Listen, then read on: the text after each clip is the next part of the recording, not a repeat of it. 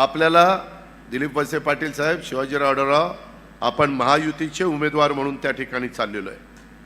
बऱ्याचदा मी मागे बघायचो, लोकांना देशामध्ये तिसऱ्यांदा, बहुसंख्य देशातल्या जनतेला पंतप्रधान तिसऱ्यांदा नरेंद्र मोदी साहेबांना करायचं आहे.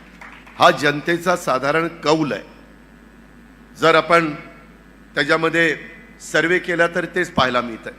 कारण गेले 10 वर्ष अतिशय हिमतीनं तुमच्या माझ्या देशाची शान आणि मान वाढवण्याचं काम जागतिक पातळीवर झालेलं आहे.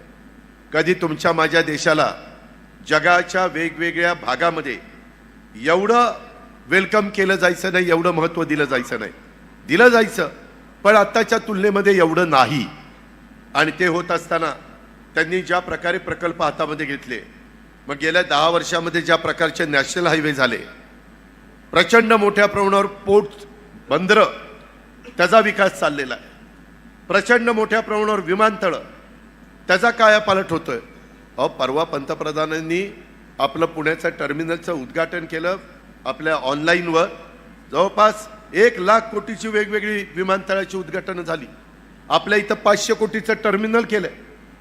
90 लाख लोकांना वर्षभरात टेक ऑफ आणि लँडिंग करता येणारे एवढं आवक जवक त्या टर्मिनलची तिथं केली गेलेली आहे, व्यवस्था केलेली गेलेली आहे. हे कधी मागं घडलं का? नाही घडलं. शेवटी आम्ही देखील, मी अर्थमंत्री म्हणून काम करतोय, माझं 8वं वर्ष आहे. त्याच्यामध्ये कोस्टल रोड, मुंबईतले कोस्टल रोड, जिथं आम्हाला 30, 35, 40 मिनटं लागायची, आम्ही 5 मिनिटात वरळीवरून मरीन ड्राईव्हला त्या ठिकाणी निघतोय. अटल सेतू, तुम्ही बरेच जण मुंबईला येताना अटल सेतूवरून गेला सर. मी काल मुंबईवरून निघालो, 6:30ला मुंबईतनं निघालो. काल सुट्टी होती. जिजाईला माझ्या घरी पुण्यामध्ये 8:30ला पोहोचलेलो होतो. बरं, स्पीड तोच, 100च्या पुढे जाता येत नाही. गेलं की दंड पडतो. त्याच्यामुळे हे सगळे नियमाचं पालन करत आपण वेळेची बचत करतोय. मेट्रोची कामं मोठ्या प्रमाणावर चाललेली आहे. तुमच्या माझ्या पुण्यामध्ये वाहतुकीची कोंडी होती. माझं चाकण असेल, माझं वाघोली असेल, माझा पुण्याचा परिसर असेल, पिंपरी चिंचवडचा परिसर असेल, माझा नगर रोड असेल, नाशिक रोड असेल किंवा तिकडे सोलापूर रोड असेल, ह्या सगळ्याच्या बद्दल अनेक करोडो रुपयाची कामं, रिंग रोडची कामं हातामध्ये घेतलेली आहेत. त्याच्या संदर्भामध्ये वंदे भारत ट्रेनची कामं हातामध्ये घेतलेली आहेत. काही वंदे भारत ट्रेन सुरू झाल्या, इतकं लोकांचा सुखकर प्रवास होतो की बोलायचंच काम नाही. माझं अनेक वर्ष बारामती, फलटण, आमचं शेवटचं स्टेशन बारामती.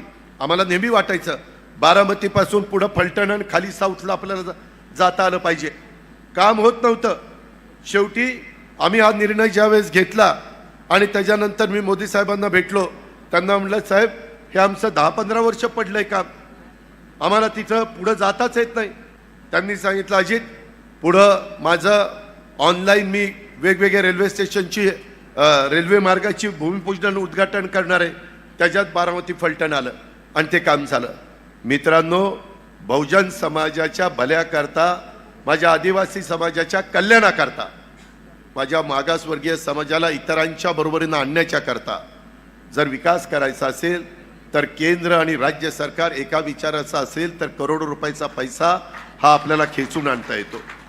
आज दिलीप मोहितेंना विचारा, अतुल बेनकेला विचारा, दिलीप वळसे पाटलांना विचारा, किती पैसा जुलैमध्ये आम्ही सरकारमध्ये गेलो, जुलैपासून आत्तापर्यंत किती कोटी रुपयाचा निधी हा विकास कामाच्या करता दिला गेलेला आहे. अजूनही एक बजेट उद्याचं 10 जूनचं आमच्या हातामध्ये, ज्याचा उल्लेख मगाशी केला दिलीप वळसे पाटलांनी. मी, अतुल बेनके, दिलीप वळसे पाटील, देवेंद्रजी, माझ्या ज्यावेळेस लक्षात आलं किंवा इथं पाण्याच्या बाबतीमध्ये जुन्नर आंबेगावहून माझ्या खेडवर थोडंसं काहीतरी अडचण निर्माण होते, त्यावेळेस ती पण अडचण दूर करण्याचं काम आम्ही सरकारमध्ये होतो म्हणून करू शकलो.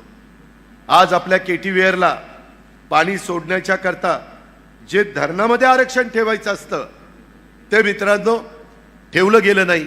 ते आरक्षण 3 तालुक्याच्या करता आपण ठेवतोय.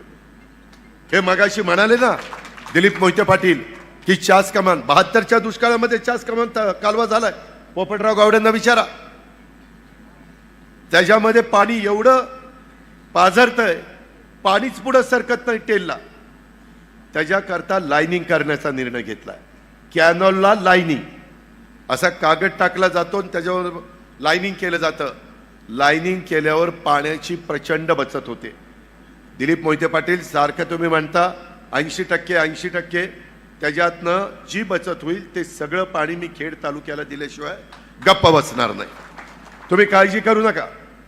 त्याच्यामध्ये कलमोडीच्या बद्दल पण त्याचा उल्लेख मी दिलीप वळसे पाटील मी बसलोय.